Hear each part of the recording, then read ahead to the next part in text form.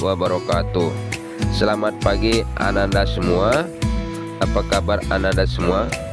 Semoga selalu dalam keadaan sehat semua. Dan jangan lupa selalu luangkan waktu untuk mengulangi pelajaran yang telah Bapak berikan. Selanjutnya, kembali lagi kita pada mata pelajaran administrasi infrastruktur jaringan. Pada pertemuan awal semester 2 ini, Bapak akan menyampaikan materi pembahasan tentang load balance. Sebelum kita masuk pada pembahasan materi tentang load balance, ada beberapa subtopik yang akan kita bahas atau pelajari pada materi load balance ini. Yang pertama itu ada pengertian dari load balance. Nah, nanti kita akan mengenal apa itu load balance. Yang kedua itu ada prinsip dan cara kerja load balance.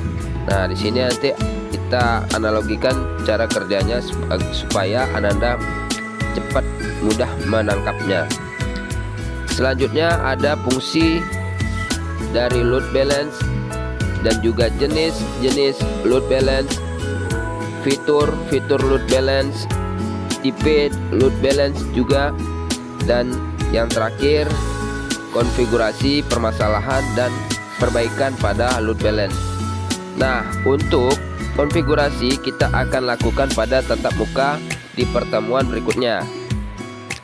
Baik, selanjutnya ada tujuan pembelajaran pada materi pembelajaran load balance. Pertama, Ananda nanti mampu memahami permasalahan tentang load balance. Yang kedua, Ananda juga mampu memahami cara kerja dan prinsip load balance. Dan terakhir, mampu melakukan konfigurasi pada load balance. Nah, lanjut. Sebelum lebih lanjut dalam Bapak menjelaskan tentang load balance, ada baiknya sedikit pengantar materi agar Ananda tidak bingung dan cepat paham mengenai apa itu load balance. Pada era digital yang semakin maju ini, setiap bisnis membutuhkan performa yang handal dan sistem yang responsif. Load balance adalah salah satu solusi yang dapat membantu permasalahan dan memastikan bahwa sistem Anda dapat bekerja secara optimal, menghindari overload server, dan meningkatkan efisiensi secara keseluruhan. Nah, load balance adalah proses pendistribusian beban terhadap suatu layanan yang ada pada sekumpulan server atau perangkat jaringan ketika ada permintaan dari pengguna. Ketika banyak permintaan dari pengguna, maka server tersebut akan terbebani karena harus melakukan proses pelayanan terhadap permintaan pengguna. Solusinya adalah membagi beban yang datang ke beberapa server sehingga tidak terpusat ke salah satu perangkat jaringan saja. Lanjut, kita masuk pada sub pembahasan pokok pertama, yaitu pengertian dari load balance. Load balance adalah teknik untuk mendistribusikan beban trafik pada dua atau lebih jalur koneksi secara seimbang agar trafik dapat berjalan optimal, memaksimalkan throughput, memperkecil waktu tanggap, dan menghindari overload pada salah satu jalur koneksi. Jadi, load balancing digunakan pada saat sebuah server memiliki jumlah pengguna yang telah melebihi kapasitas maksimalnya. Kemudian, load balancing juga mendistribusikan beban kerja secara merata di dua komputer atau lebih, link jaringan, CPU, hard drive, atau sumber daya lainnya yang mendapatkan pemanfaatan sumber daya yang optimal. Baik, jika Ananda masih bingung dalam memahami load balance, mari kita sederhanakan dengan menganalogikan load balance dalam kehidupan sehari-hari kita. Mari kita perhatikan ilustrasi sederhana dalam pelayanan pada sebuah restoran berikut ini. Pada sebuah restoran terdapat pelayan atau bisa kita sebut pramu haji yang bertugas sebagai menerima pesanan sampai menghidangkan pesanan kepada pengunjung. Kita sebut sebagai load balance, dan juga memiliki barista yang bisa kita sebut sebagai server. Barista ini tugasnya menyiapkan pesanan. Nah, di saat seorang pramu haji menerima pesanan dari pengunjung satu, maka permintaan atau pesanan tersebut akan diteruskan kepada barista utama. Nah, itu untuk satu pengunjung atau pesanan. Seandainya ketika ada 5 pengunjung dan melakukan pemesanan yang sama secara bersamaan, maka pramu haji yang menerima pesanan dari pengunjung tersebut, maka selanjutnya permintaan atau pesanan tersebut akan diteruskan ke barista yang lain yang memiliki pekerjaannya sedikit dan cepat dalam bekerja.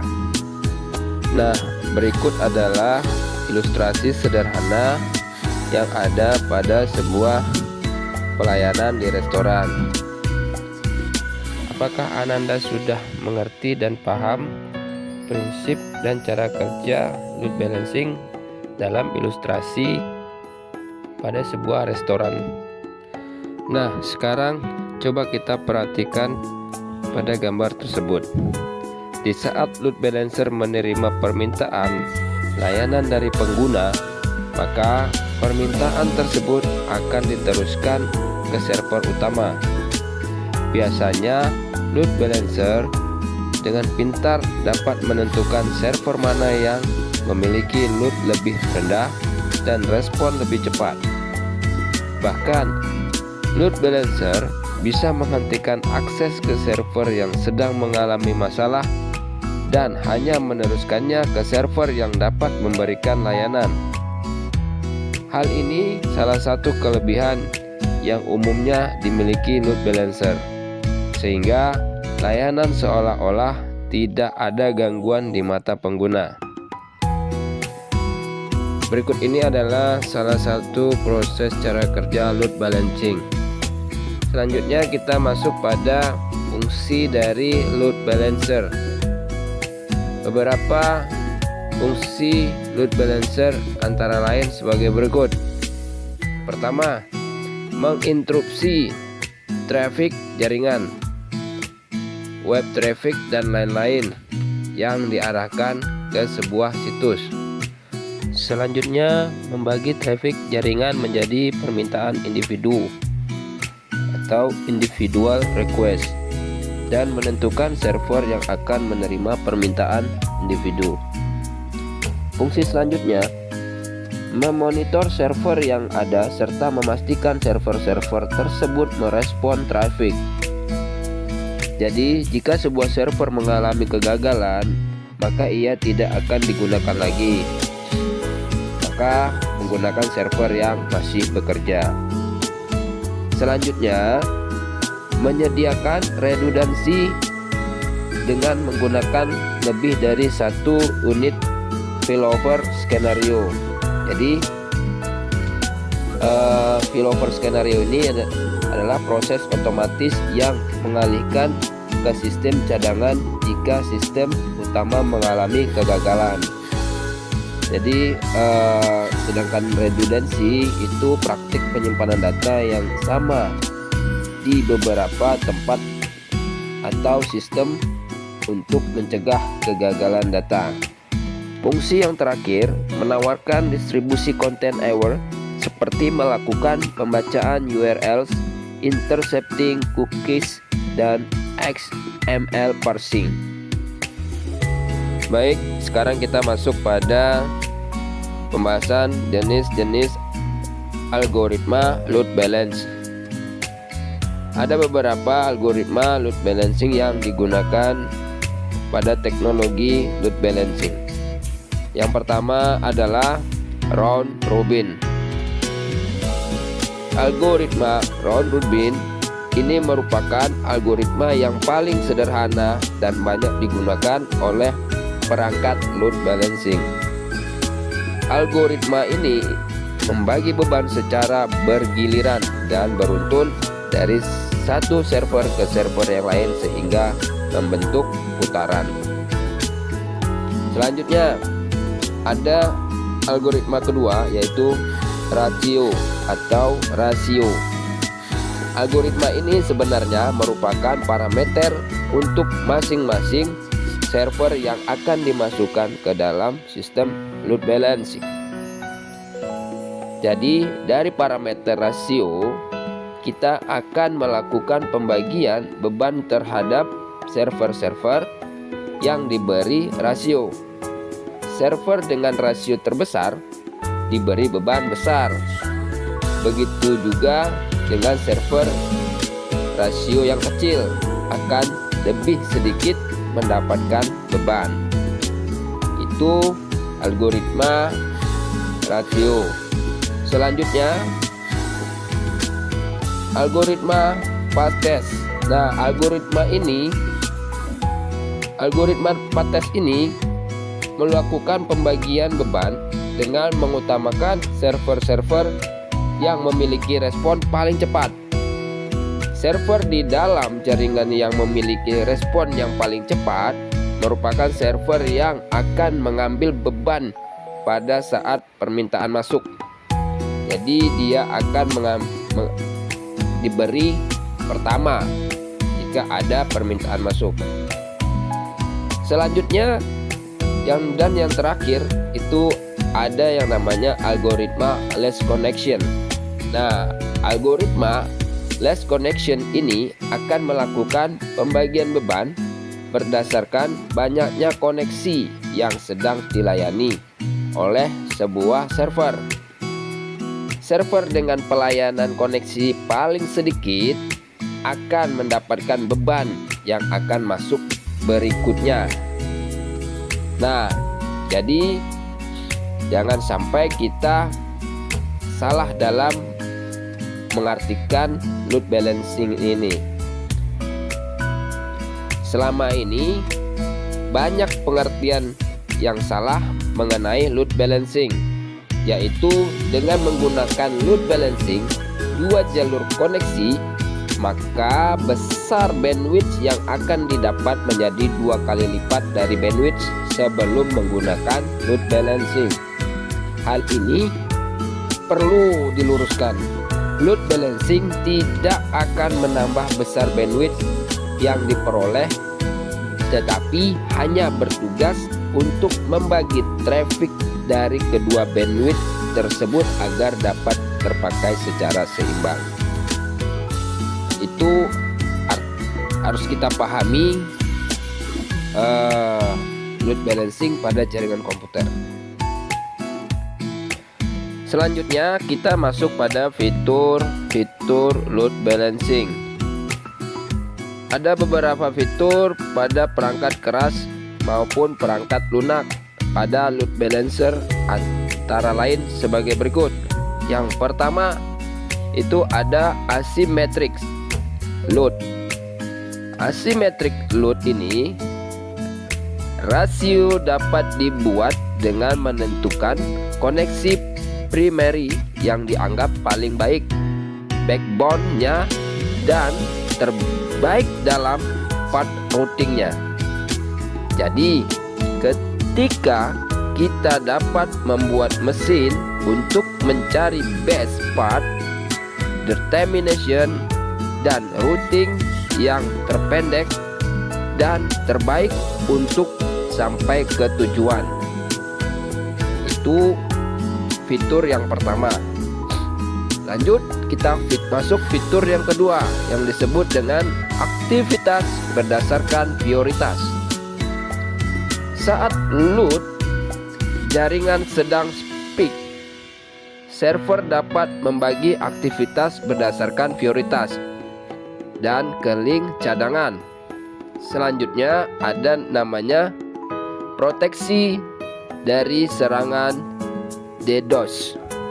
Nah, karena kita dapat membuat fitur seperti SYN, cookies, dan delayed bidding atau suatu metode di back-end server pada saat terjadi proses TCP and SYN di saat terjadi serangan SYN flood. Selanjutnya, fitur kompresi HTTP. Fitur ini memungkinkan data untuk bisa mentransfer objek HTTP dengan menggunakan utilisasi kompresi gzip yang berada di semua web browser modern. Kemudian fitur TCP buffering. Nah, fitur ini dapat membuat respon buffer dari server dan membuat task akses bisa lebih cepat. Selanjutnya, HTTP caching. Fitur ini dapat menyimpan konten yang statik sehingga request dapat ditangani tanpa harus melakukan kontak ke web server di luar jaringan. Akibatnya, akses terasa semakin cepat. Selanjutnya, fitur content filtering. Pada fitur ini, beberapa load balancing dapat melakukan perubahan traffic pada saat dijalankan. Fitur selanjutnya, HTTP security. Pada fitur ini, beberapa sistem load balancing dapat menyembunyikan HTTP error page, menghapus identifikasi header server dari respon HTTP, dan juga melakukan enkripsi cookies agar pengguna tidak dapat memanipulasinya. Selanjutnya, priority queuing. Fitur ini berguna untuk memberikan perbedaan prioritas traffic paket. Dan yang terakhir adalah spam filtering. Spam atau junk mail merupakan penyalahgunaan dalam pengiriman berita elektronik untuk menampilkan berita iklan yang keperluan lainnya yang mengakibatkan ketidaknyamanan bagi para pengguna web.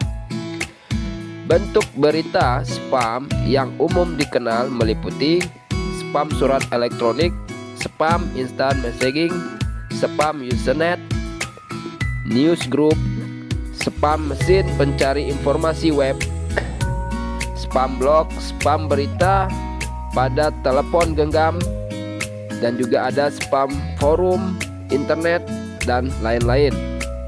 Jadi spam ini biasanya datang bertubi-tubi tanpa diminta dan seringkali tidak dikehendaki oleh penerimanya. Beberapa contoh lain dari spam bisa berupa surat elektronik berisi iklan, SMS pada telepon genggam, berita yang masuk dalam suatu forum newsgroup berisi promosi barang yang tidak terkait dengan aktivitas newsgroup tersebut. Ada juga yang namanya spam dashing, ada yang mendominasi suatu mesin pencari search engine untuk mencari popularitas bagi URL tertentu, dan ataupun bisa berupa berita tak berguna dan masuk dalam suatu blog, buku tamu, situs web, dan juga lain-lain.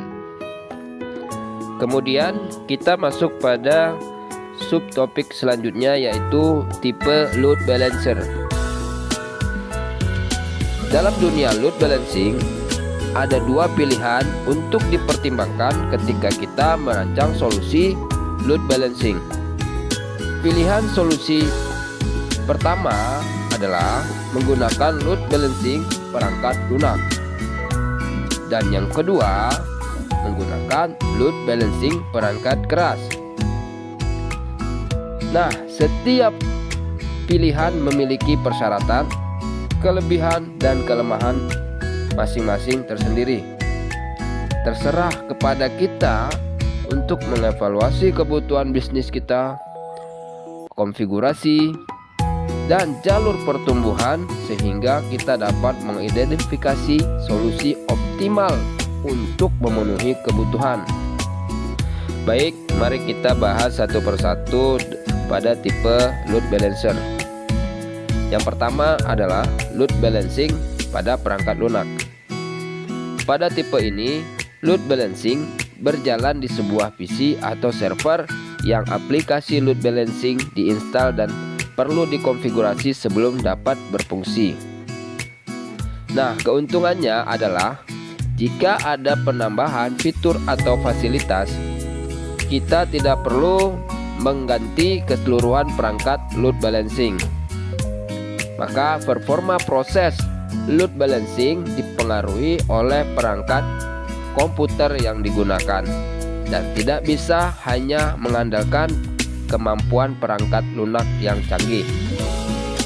Maka kemudian perangkat keras yang dapat mempengaruhi performa metode ini adalah NEC atau kartu jaringan internet yang digunakan, kemudian besarnya RAM pada perangkat, media penyimpanan yang besar dan cepat, dan sebagainya. Maka performa metode ini sulit untuk diperkirakan. Maka ada banyak sekali perangkat lunak load balancer, antara lain yang paling banyak digunakan adalah Linux Virtual Server, Ultra, Monkey, dan Network Load Balancing. Yang kedua, ada yang namanya load balancing perangkat keras. Pada tipe ini, load balancing berjalan di device atau alat yang sudah disiapkan dari pabrik dan siap digunakan. Tipe load balancing perangkat keras banyak digunakan karena kemudahannya. Berikut beberapa perangkat keras load balancer, diantaranya adalah Cisco System, Catalyst, Coyote, Point, F5 Network, Big IP, dan Barracuda Load Balancer. Selanjutnya Aproxy. Nah, apa itu Aproxy? Aproxy merupakan singkatan dari High Available Proxy. Nah, yaitu perangkat lunak open source yang berguna untuk TCP load balancer. Karena TCP artinya Aproxy dapat digunakan tidak hanya untuk HTTP tetapi juga protokol lainnya. Selain untuk load balancer, Aproxy juga bermanfaat sebagai proxy. Load balancing sendiri berarti kegiatan atau aktivitas untuk menyeimbangkan beban sehingga tidak bertumpu pada satu server saja. Mudah dibayangkan bahwa kita mempunyai lebih dari satu server, katakan web server. Satu server hanya mampu menahan beban sekitar 100 koneksi, sedangkan kita harus menanggung beban sebesar 200 koneksi. Dalam hal ini kita membutuhkan lebih dari satu server. Oke, untuk pertemuan Bapak cukupkan sampai di sini pada materi load balance ya. Jadi bagi Anda silahkan dipelajari kembali. Untuk materi konfigurasi akan ada pertemuan tatap muka di kelas. Oke, Bapak tutup. Assalamualaikum warahmatullahi wabarakatuh.